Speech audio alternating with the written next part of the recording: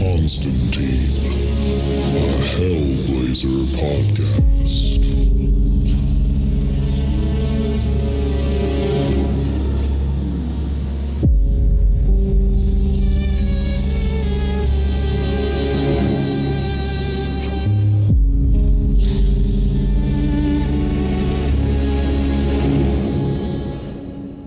Hey there, everybody, and welcome back to John Constantine, a Hellblazer podcast.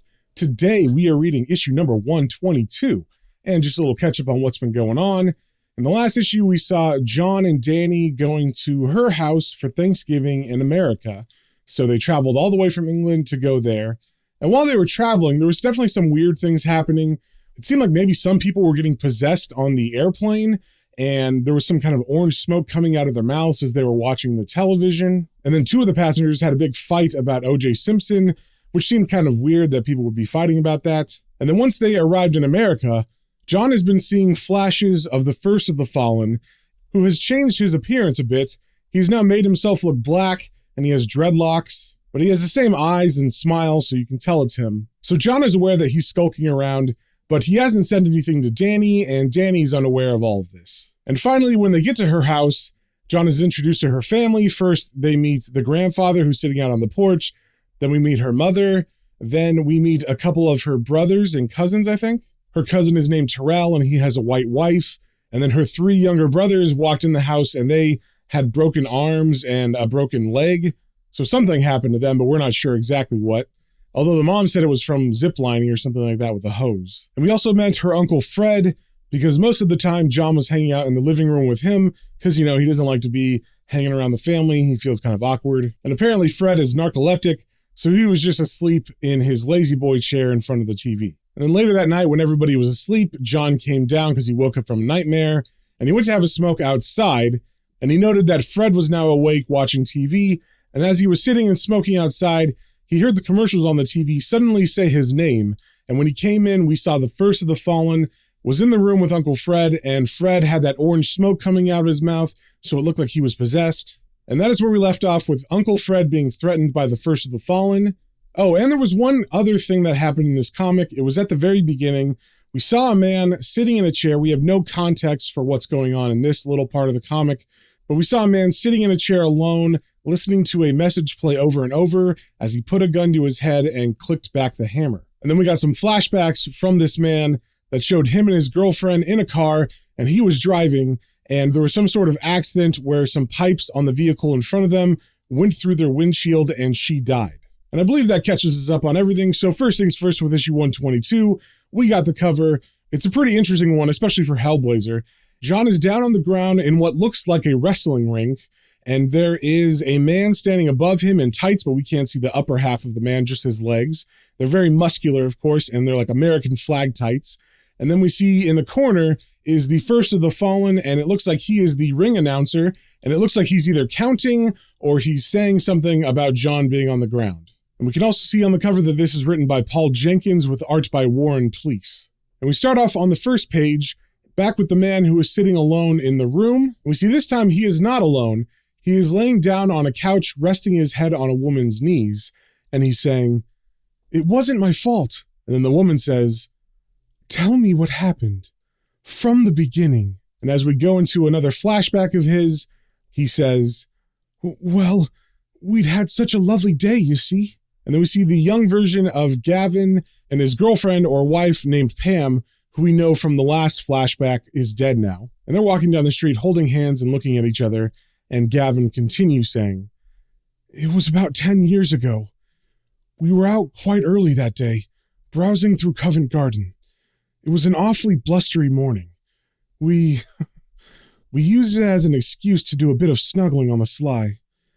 I remember we split up for a couple hours. I went traipsing around the local antique bookstores in search of a find, and what a find I made. A virtually complete copy of McAdam's treatise on terror magic, with gunpowder illustrations. I was ever so proud. In fact, we were both so giddy afterwards that we went to celebrate with some of the chaps." So we see young Gavin holding up a book to Pam.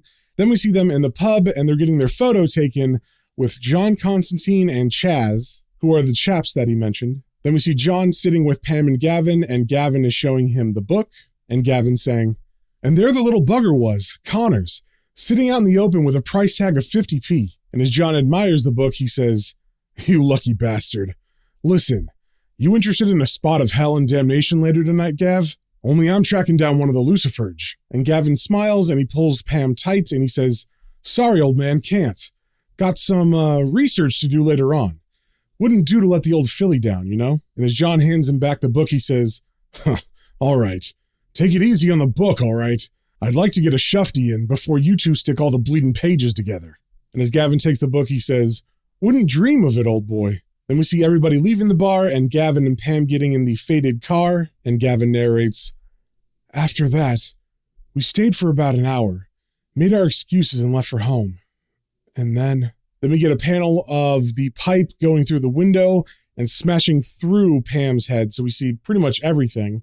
And as her brains and skull fly through the compartment, her eyes are staring straight at Gavin. Then we come back to present day, where Gavin has his head on this woman's knees, and we see now that there's a bunch of blood dripping down on her chest and also onto his head. But the head is cut off, so we can't really see who the person is, and Gavin continues saying, I couldn't have helped it.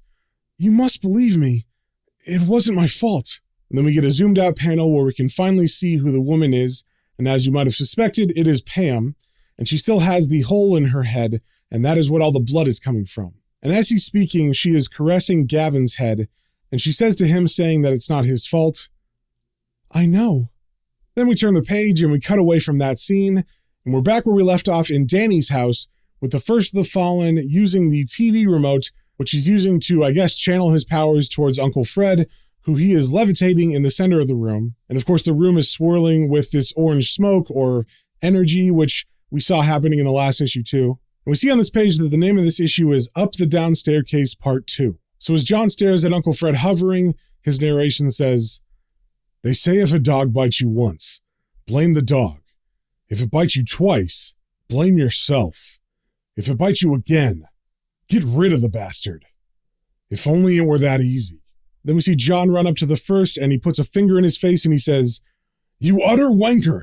You're supposed to be leaving me alone." But the first of the fallen isn't really paying attention to John's anger.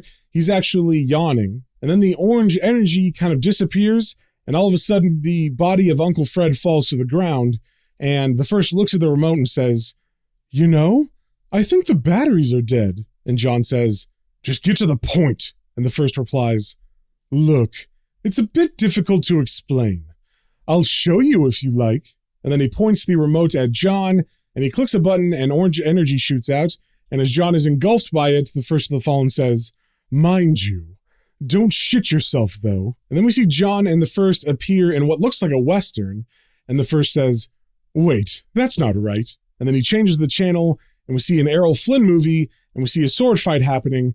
And we see the first of the fallen and John appear in that scene. And the first looks down at the remote and says, "Oops."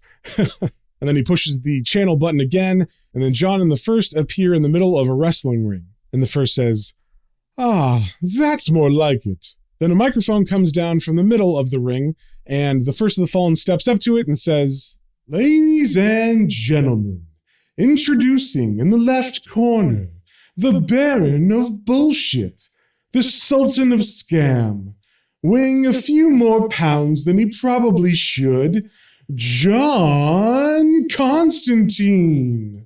Then the first of the fallen motions over to the empty corner that just has the American flag tights, but as he points to it, all of a sudden, the orange energy surrounds the tights, and then a very large man fills them and steps forward, and the first of the fallen says, "And barreling out of the murk, the overwhelming favorite and undefeated heavyweight champion of moral thuggery at a population of 280 million, the Great Satan." And without any warning, this fighter that is the representation of Satan tackles John to the ground, and John's face slams into it, and it looks like his nose gets broken because blood begins gushing out, and the first of the fallen commentates, "Ooh, that one had to hurt, sports fans. A vicious blow to the ego of your plucky challenger. Another bloody nose for your champion of hopeless causes. And somehow John is able to roll to his back, so he's looking up at Satan, who is now in the mount position, straddling John's waist, and he's raising his hands to bring them down on John's head. And the First of the Fallen's commentary continues. Let's face it, folks. This one could be over before it's even begun. And then the Satan fighter brings his hands down to smash John's head, and the First of the Fallen says, "Oh, the humanity!" But just before the fighter's hands make contact with John's skull, he is transported out of there by the First of the Fallen, and now they are standing on a hilltop overlooking a city. And John, of course, is pissed about what just happened, and he says, "Very nice, very subtle." And the First kind of chuckles to himself, and then he says, "Much as it pains me to admit, Constantine, you've been right all along. I've been ever so silly. I mean, do you have any idea how much work it takes to get an Adolf or a Maggie up to speed?" And I believe he's talking about Maggie Thatcher there, and of course Adolf Hitler. And he continues, "For a start, you've got decades of preparation, finding a convenient scapegoat, that sort of thing. And when the dust settles, not a word of gratitude from anyone. The amount of time and effort it takes, you'd think there'd be some sort of payoff at the end." And then John walks next to the First of the Fallen, and he takes a seat and he lights a cigarette, and the First continues saying, "But there never is. And it's taken me until the bland bloody 90s to work out what I should have realized all along." And then he turns to John with a big smile and says, "Why not just give the plebs what they want?" Then John points at him with his cigarette hand and says, "You're bored, aren't you? I mean, you've got the attention span of a bloody gnat." And the First looks away from him and says, "On the contrary, I'm gainfully employed, field testing this rather wonderful idea of mine." And then he holds up the remote control in his hand and he continues saying, "You see, all that trouble and strife going after souls was getting me down. But sit the masses in front of a plate of all-you-can-eat bacon and watch their little eyes light up. They can't help but stuff themselves silly till their arteries explode." And then John fires back, "That's why you've gone after big old scary Uncle Fred, isn't it?" And the First answers, "Oh dear, there you go, taking it all personally again. Face it, Constantine, the bleeding masses, including your little tart's family, want what's not good for them, and I'd like to see you come up with a way to fight that. Fact is, I'm just helping things along to their logical end." And then he smiles at John and says, "Thanks for the inspiration, by the way." And then John puffs his cigarette and says, "I never thought brainwashing was much your style. I mean, it's a bit obvious, even for you. Don't think I haven't noticed your clumsy attempt at an ad campaign." And the First laughs at this, saying, "Oh, Constantine, you really do try hard. Bless your little cotton socks. I'm trying to help, you know, but I'm not going to spell it out for you.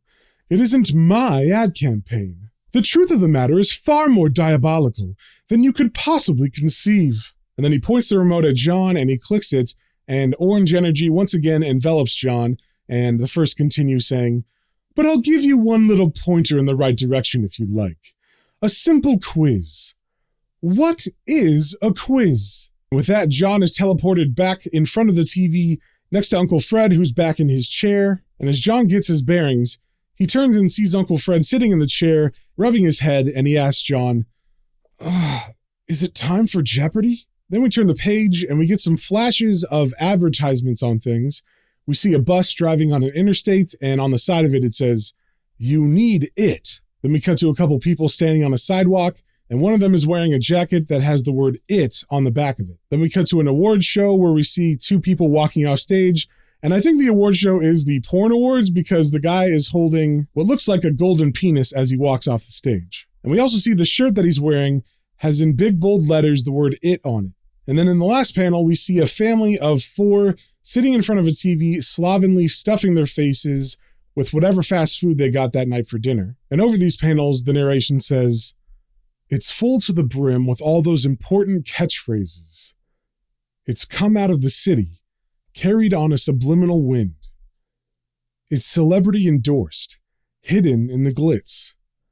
it's found its way into the hearts and minds of a captive audience, landing with a resounding thud right in the middle of their souls.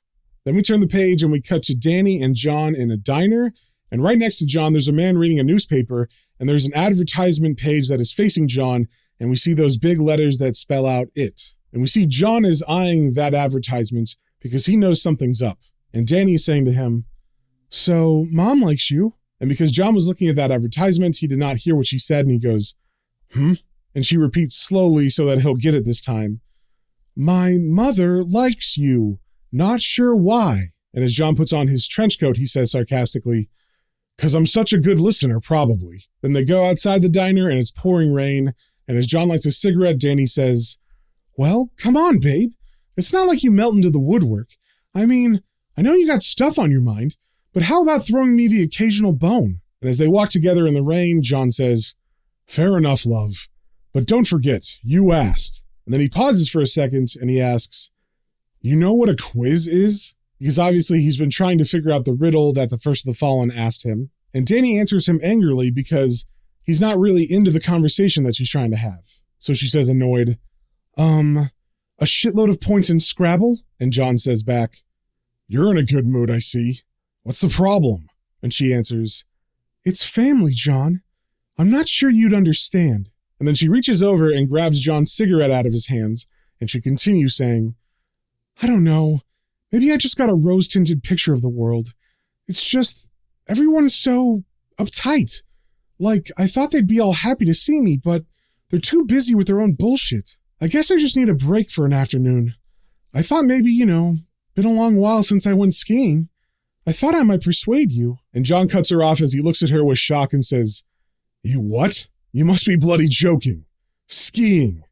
That's for people with lungs, isn't it?" And Danny looks disappointed as she says, "Look, I just thought..." But she's cut off again as a man runs out from the building that they're walking next to, and I guess they're walking on the grass and maybe even on some flowers. And as the man runs towards them, we see the building that they're in front of is the Veterans Hospital, and the man is yelling, Hey, get off the damn grass!" And as he reaches John, he says, "You're on the wrong side of the street, bro." And then John holds up the V sign, which if you didn't know is like the British sign for the finger. It kind of just looks like a backwards peace sign. And John yells at him, "What's your sodden problem then?" And the man gets in his face and he says, "I don't got no problem, Faldo. You do. They don't teach you Limeys to read?" And then he points to the sign that says VA Hospital, and he continues yelling, "See? VA Hospital. Means we didn't cut the grass for you, lest you did a turn for Uncle Sam somewhere. So get off the damn grass." And then he crosses his arms and he pauses, and John just stares at him, and John's narration says, "There's a beat. A moment in time as I consider ripping this wanker's lungs out. Then a glimmer of recognition, and I reconsider. Then John just turns away from the man and begins walking down the sidewalk again, and as Danny follows, John's narration says, I just smile and sweetly file the moment away for future reference. The game's afoot. The pawns are laid out. But I know a knight when I see one. Then we turn the page and we cut to John and Danny walking up her family's driveway, and Danny says sarcastically, Boy, you sure showed him, hey? My hero. And John answers, It's a talent. Then as they walk up the front stoop, she says to her grandpa who's sitting out there, Hey, Gramps, you forgot that $10 you owe me? And the grandpa doesn't look up from his comic book. He just continues reading, but he says, I'm trying. Give me a couple more weeks and I'll forget. And then Danny and John walk into the house, and the grandpa says under his breath, Wouldn't go in there if I was you. And right as they enter, we see why. We see Danny's cousin Terrell, and he's looking kind of angry as the mother and his wife are crying, and there's smoke coming from something off panel, and we see some ingredients that were mixed together that have been spilled on the floor at the feet of the mom. And Danny says, Oh, great. Then Danny walks in and she begins talking to Terrell, and then we get a bunch of panels of the family members fighting. We see the mom fighting with Uncle Fred in the living room, and John is sitting at the dining table as Terrell and his wife argue, and Danny is also screaming at them. And then we see Danny storm out of the room, and John doesn't move or anything. And over these panels, John's narration says, Ah, the merriment and mirth that is Thanksgiving. A time for the family to come together, gorge themselves silly, and sit around farting and belching in front of the football. The perfect opportunity for Cousin Terrell and Zombie Girl to announce they're getting a divorce. Good old Uncle Fred immediately adds to the fun. In a bold bid for an early grave, he gets caught ordering a $100 juice squeezer from some naff midnight commercial. A gift for Mary's birthday, mind, but he used her credit card. Before you know it, the good times are out of the window, and sheer bloody chaos abounds. Everybody grabs their chance to get into the act. Marvelous, isn't it? To witness a family tradition in the making? Then we see Danny walk in, and she's holding her skis up, and she looks at John and says, "You coming or not?" And it looks like he chooses not, because as we turn the page, we see John is walking by himself in the subway, and as he smokes, John's narration says, "Fact is, I don't know whether I'm coming or going anymore," which means it's time to call reinforcements. Then we cut to a man who is panhandling in the subway, and the man seems to not have any legs because he is on a rolling board as he pushes himself with his knuckles, and he's begging people for money, and he's got a sign that says, "Need help, Gulf War veteran." And almost every word is spelled incorrectly. Then we see a man approach the veteran, and he holds out a big wad of money, and he says, "You poor guy, go back home to family. You buy new legs, okay?" And as the wad of money lands in the veteran's hands, we see there's some kind of pink energy coming off of it, and the veteran says, "Yeah, man. Now don't forget, you got jumped by a 6-foot Latino." Then we see the veteran scooting away, and as he's going down a ramp, he says to himself, "One born every minute." But unfortunately, he's going pretty fast down this ramp, and someone comes out and sticks a foot in front of one of the wheels, and he goes flying off the board. And we see as he flies forward that, of course, his legs are not gone. He has them. He was just lying. And we see the man who tripped him was John Constantine, who stands in front of him smoking and says, "Hello, Lenny. I knew you'd still be here." And Lenny is staring up at John, very frightened, and he says, "Oh, Jesus Christ." And John says, "Nah, you must have me confused with someone of the same initials, mate.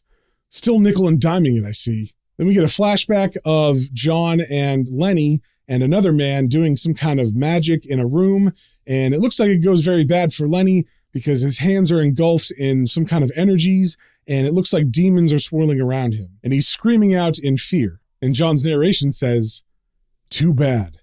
Lenny had the potential to be one of the all-time big boys in the magical scene. A prognosticator par excellence. He had this way of taking a problem, sorting through all the possibilities, and finding a viable path, just by intuition. All you had to do was give him a couple of relevant key words. There was this one time, well, it was a bit of a long story, really. Suffice to say that me, Lenny, and a few mates ended up in a spot of bother in foreign climes. We needed a way out in a hurry, so I sort of let slip the names of a couple useful demons. It was his job to call them up and see if they could be persuaded. Too much information. Must have squeezed the poor bastard too hard, because he went 50 miles over the edge. He's been hiding in the shadows ever since. Given the benefit of hindsight, I probably should have mentioned to him that I knew what was going to happen. Still, I don't think he's ever blamed me for it." And as John's narration says this, we see Lenny looking up at John as John flicks a cigarette at him, and Lenny says, "Not you. Anyone but you. Constantine, don't kill me, man." And then John lights another cigarette and says, "I'll consider it. First, I need a favor." And Lenny looks up scared and says, "A favor? After what happened in Nigeria? I'm still picking the shrapnel out of my ass. Not a chance in hell, man." And then John looks at him seriously and says, "You do, and I'll leave you alone forever." And this interests Lenny a lot because he stands up and he says, "For good? You yanking my chain, Constantine?" And John blows smoke in his face and says, "Not me, mate. Cross my heart." Then we see Lenny pulling some items out of his coat pockets, and they're glowing pink. And he stares at them, and he gets kind of like an evil look in his eyes. And John's narration says, "And there the fun begins. Good old Lenny and his magic beans." And then Lenny says to John, "Okay, give me 3 names." And John says, "Danny, Mary, Fred." And then the items in Lenny's hand begin to glow white. And Lenny's eyes roll back, and he begins to say, "Fred, right, said Fred. Fred's all right. Danny's got a right. Nothing to write about. Righting wrongs. Mary quite contrary. Salt different. Day and night, light and dark. There's a dark man in there. A dark man, but he ain't the one. It's everyone else that's the problem. No one knows why. They can't see it even though it's there. It's a conundrum. It's a quiz. And at the word quiz, John lunges forward and grabs Lenny by the collar of his jacket, and he says, "A quiz? What's the quiz, Lenny? Lenny!" But Lenny is already backing out of the trance, and all he can say is, "Ugh." But as he falls to the ground, he does answer John, and he says, "We are, man. It's us. We're the quiz. You better believe it." But of course, that's kind of esoteric and doesn't really answer anything. So John leaves, and as he heads back to Danny's house, he's walking and thinking, and his narration says, "Well, I'm glad that's sorted out. Hardly surprising that the answer to that ill-defined question's just another stupid bloody question.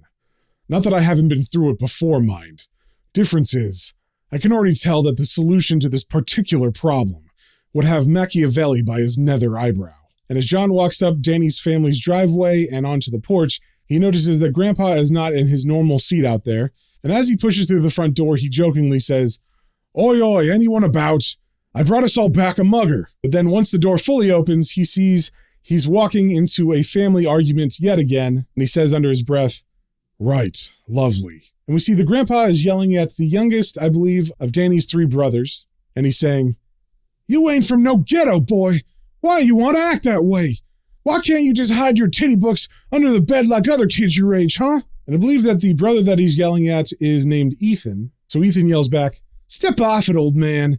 What the hell do you know anyway?" Then the mom jumps in and begins yelling at Ethan, saying, "What do he know? Where you get your smart mouth, boy? From hanging with them knuckleheads downtown?" And then Ethan looks kind of ashamed and says, "Come on, Ma." And in the background, while that argument is going on, we see John scooch over to Danny and he says, "I hesitate to ask."